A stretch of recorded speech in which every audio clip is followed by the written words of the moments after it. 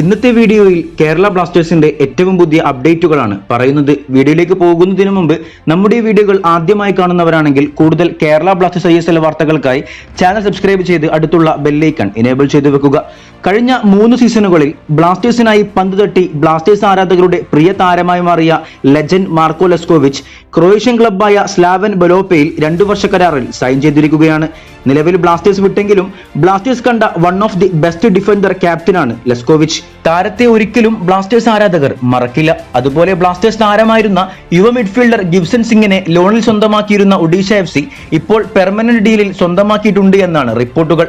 കൂടാതെ Rahul KP team വിടുമെന്നുള്ള റിപ്പോർട്ടുകൾ വരുന്നുണ്ടെങ്കിലും താരം ഒരു സീസൺ കൂടെ ബ്ലാസ്റ്റേഴ്സിനൊപ്പം ഉണ്ടാകാനാണ് സാധ്യത കൂടുതലെന്നാണ് ഏറ്റവും പുതിയ റിപ്പോർട്ട്. അതുപോലെ ബ്ലാസ്റ്റേഴ്സ് I ലീഗിൽ നിന്നും ഒരു സൈനിങ് പെട്ടെന്ന് തന്നെ പൂർത്തിയാക്കുമെന്നാണ് വരുന്ന റിപ്പോർട്ടുകൾ.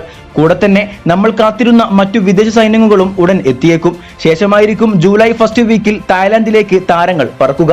വീഡിയോയുടെ അവസാനിക്കുന്നു. കൂടുതൽ കേരള ബ്ലാസ്റ്റേഴ്സ് ISL വാർത്തകളുമായി അടുത്ത വീഡിയോയിൽ കാണാം.